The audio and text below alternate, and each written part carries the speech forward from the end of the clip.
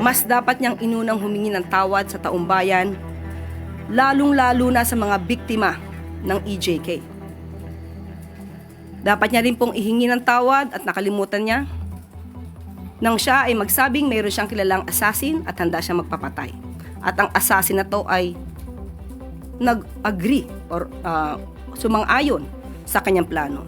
Dapat ihingi niya rin ng tawad ang mga fake news na ibinandera niya sa taong bayan.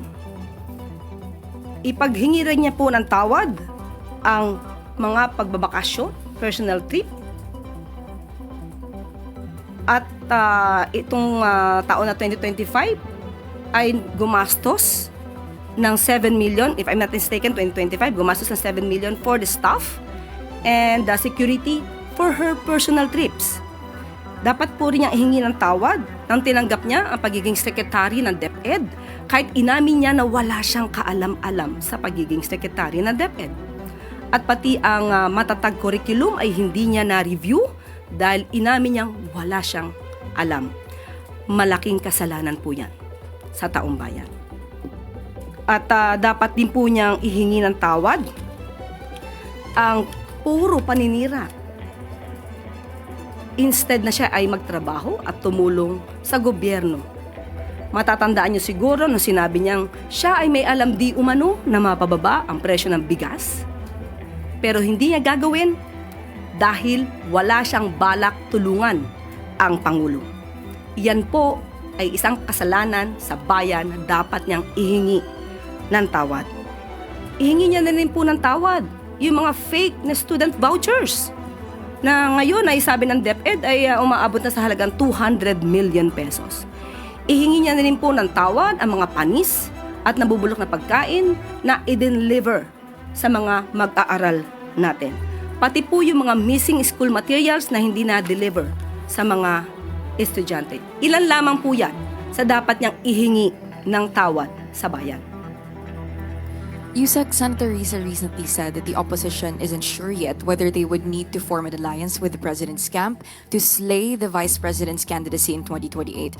Is the administration open to the idea of forming an alliance with the opposition? Hindi po napag-uusapan.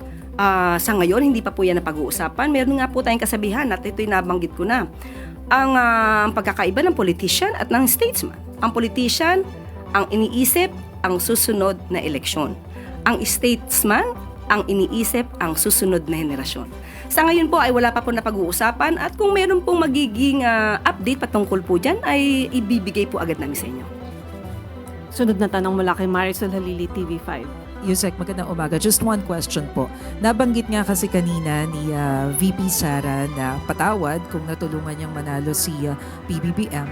Does the President also feel the same way? Does the President also feel the same way?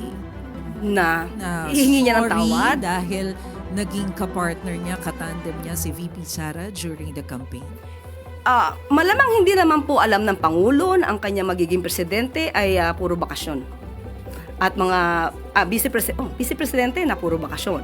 Vice presidente na hindi siya tutulungan. Vice presidente na ang magiging trabaho ay manira sa gobyerno. Hindi naman niya pagsisisihan kung ano nangyari. Ang gagawin lamang po ng Pangulo ay magtrabaho. Kung hindi siya tutulungan ng kanyang vice presidente, wala naman po magagawa ang ating Pangulo, kundi magtrabaho na lamang para sa ating bayan. But ano po ang tingin ng Palace now na nagdeklara na ng kandidatura si VP Sara?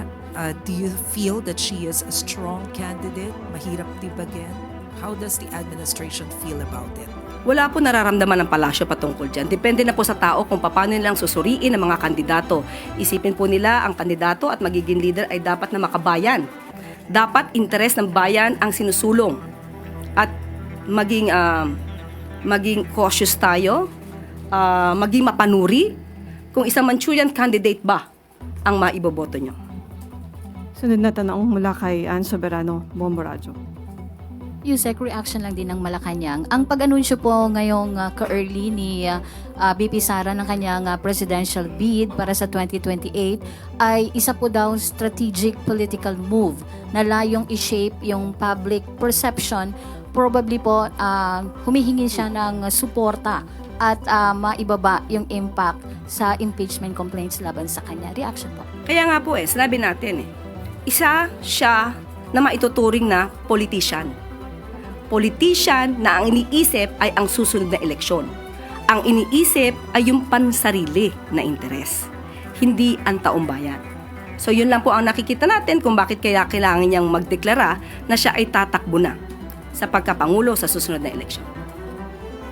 Salamat po. Sunod na tanong mula kay Samuel Madinilla, Business Mirror. Good afternoon, ma'am. Mag-follow up lang po kami regarding po dun sa na-submit ng ICI na accomplishment report kay President Marcos. Nakita na po kaya ito ni President at may decision na po ba siya kung mag-appoint siya ng new commissioners for the ICI? Inaaral pa po hanggang sa ngayon, medyo makapal po ang report na ibinigay.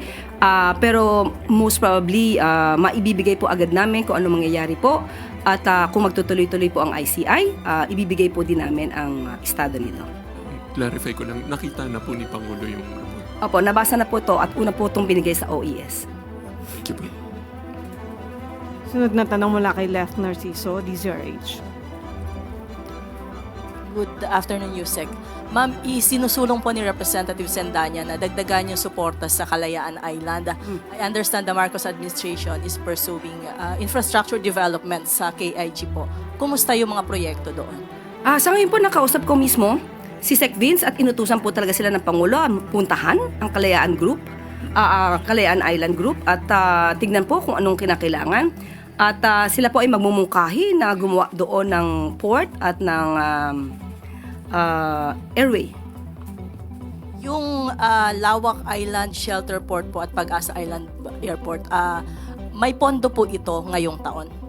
Sa ating pagkakalam, 2025 ay may pondo. Pero ang sabi po sa akin ni Sec Vince Dizon kanina ay titignan po nila para po mapatupad kung ano yung nais ng Pangulo sa KIG.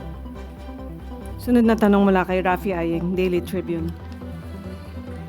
Good afternoon, Yusek. Ma'am, tumataas po yung teenage pregnancy at sabi nga ng Commission on Population and Development, 10 to 14 years old po yung mga nabubuntis ngayon. Dahil na rin sa pagkahumaling sa social media. So ano po yung intervention ng Marcos government dito? Opo, kinausap po natin ang DOH at sinabi naman po nila na mayroon po daw ngayon na isinasagawa mga sex education na naaayon sa batas at naaayon sa ating kultura. At meron din po adolescent health services na maaaring puntahan ng ating mga kabataan. Hindi po kinakailangan ang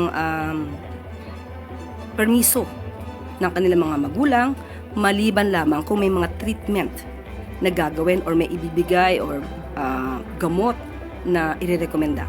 So, libre po ito. At anytime pwede po silang kumonsulta.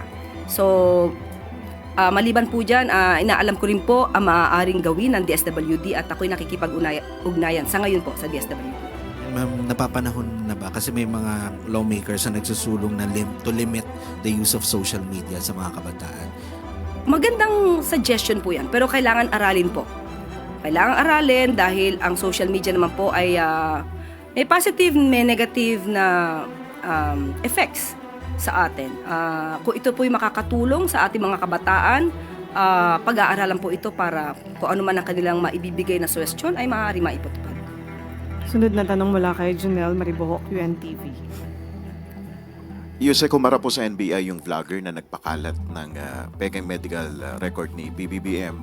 Aminado naman siya na nagkamali at humihingi ng pasensya for engagement lang daw po ito. Ano po masasabi ng palasyo po dito? Ang batas ay dapat ipatupad. Ang lumabag sa batas ay dapat managot. Hindi po kasi ginagawang biro ang pagko-content. Lalo na kung makaka-apekto to, hindi lamang sa taong ginawa mong subject matter sa iyong content, kundi sa buong tao, sa buong mamamayan na maaari makapanood ng inyong mga fake news. So nilalabanan po natin ang fake news at hindi po dapat ito gagawin at pagkasabi ng sorry ay tapos na. So tignan na lamang po natin kung anong mangyayari po dyan at kung wala naman siyang kasalanan, ipagtanggol na lamang niya ang kanyang sarili.